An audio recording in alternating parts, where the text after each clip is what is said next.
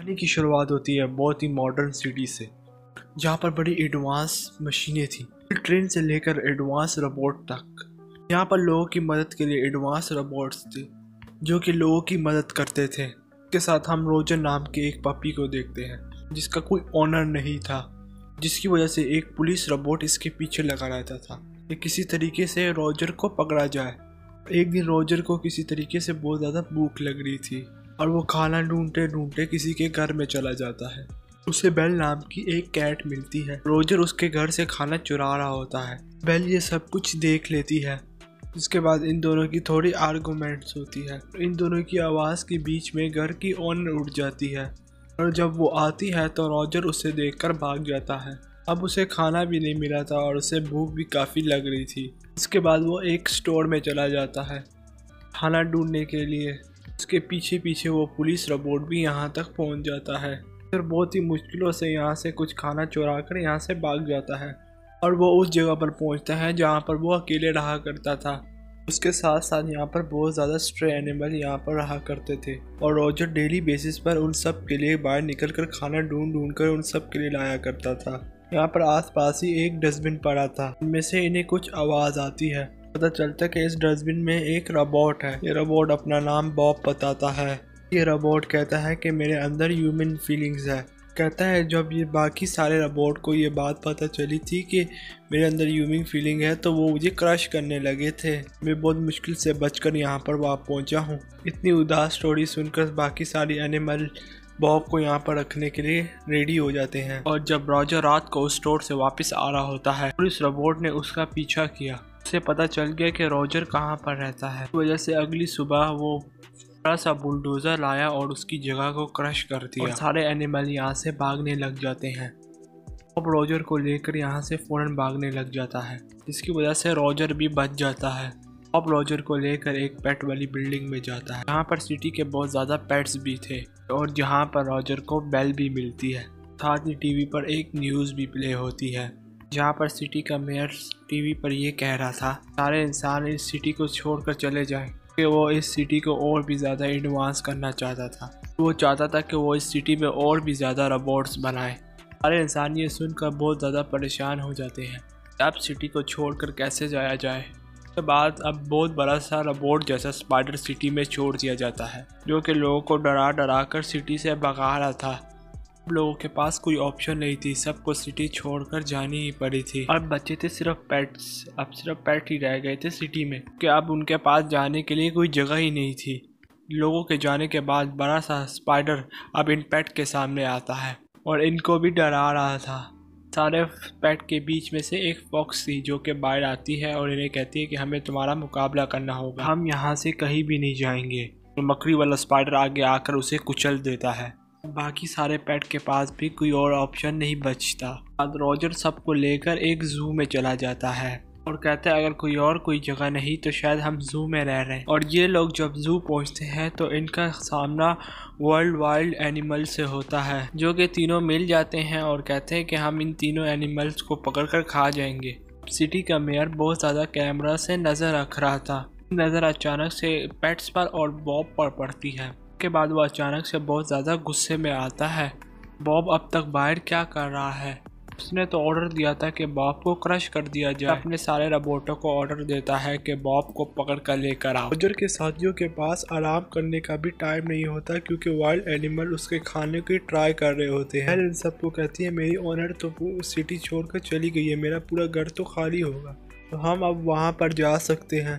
अरे पेट यहाँ पर बेल के घर जाने को डिसाइड करते हैं। बेल का घर बहुत ज़्यादा बड़ा था और बहुत ज़्यादा रोबोट वाले नौकर भी थे। कुछ देर बाद ये सारे रोबोट इन पर अटैक करने लग जाते हैं। चलता है कि मेयर ने इन सारे रोबोटों को अपने काबू में कर लिया है। उसके बाद ये लोग यहाँ से भी भाग जाते हैं। ये लोग एक स्टेशन में पहुँचते हैं और ये लोग एक ट्रेन पर चढ़ जाते हैं और इसी के बीच में दो पेट्स पीछे रह जाते हैं।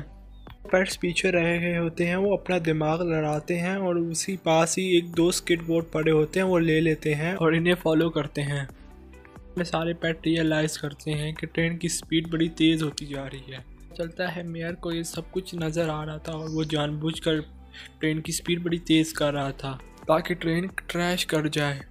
ताकि सारे पेट्स मारे जाए। बिल्कुल ऐसा ही होता है, ट्रेन क्रैश हो जाती है, फिर भी सारे पेट्स बच जाते हैं, किसी पेट्स को कुछ भी नहीं होता। तो दोनों पेट्स भी यहाँ पर पहुँच जाते हैं, जिसके बाद ये सब मिलकर एक बहुत बड़े मॉल में जाते हैं। मॉल पूरा का पूरा खाली था। पेट ये देखकर बहुत ज़्यादा खुश होते हैं, यहाँ पर बहुत ज़्यादा मस्ती करते हैं और इंजॉय करते हैं। पर ये इंजॉयमेंट भी काफ़ी ज़्यादा देर तक चल नहीं सकती थी। ये मेयर को सब कुछ नज़र आ जाता है, क्योंकि जगह जगह पर सारे रोबोट्स थे। वो हर जगह के रोबोट्स को कंट्रोल कर सकता था। उसके बाद वो शॉप के सारे रोबोट को कंट्रोल करते हुए इन पर अटैक करवा देता है। पेट सारे मिलकर इनका बहुत अच्छे तरीके से मुकाबला करते हैं। के मॉल के सिक्योरिटी रोबोट पहुंच जाते हैं और साथ ही वर्ल्ड वाइल्ड एनिमल भी पहुंच जाते हैं। वो रोबोट समझते हैं वाइल्ड एनिमल ज़्यादा ख़तरनाक हैं। ये मॉल के सिक्योरिटी वाले रोबोट वाइल्ड एनिमल पर अटैक कर देते हैं और उसके बाकी सारे साथी इस बात का फ़ायदा उठाकर यहाँ से भाग जाते हैं और एक सुनसान सी जगह पर पहुँचते हैं। और वहाँ पहुँचने के बाद बॉब वहाँ पर सबसे कहता है कि मैं बहुत सॉरी फील कर रहा हूँ और ये सब कुछ मेरी वजह से हो रहा है, इसलिए मुझे दोनों लोगों से दूर रहना चाहिए कि तुम लोगों को मेरी वजह से कोई ख़तरा ना हो। पर वो खुद ही एक पुलिस वाले को बुलाता है और अपने आप को पुलिस वाले के हवाले कर देता है। यहाँ पर खुद ही एक पुलिस वाली आती है और उसे ले जाती है। सारे पेट अब सिटी छोड़कर जाने का प्लान कर रहे थे। रोजर अब सबसे कहता है कि मैं बॉब को छोड़कर नहीं जा सकता, क्योंकि उसने मदद की थी मेरी, अब मेरी बारी है उसकी मदद करने की। मैं उसको बचा कर लेकर आऊँगा। मैं कुछ देर तक ना आया था, तुम मेरे बगैर ही सिटी छोड़ के चले जाना, मेरा वेट ना करना।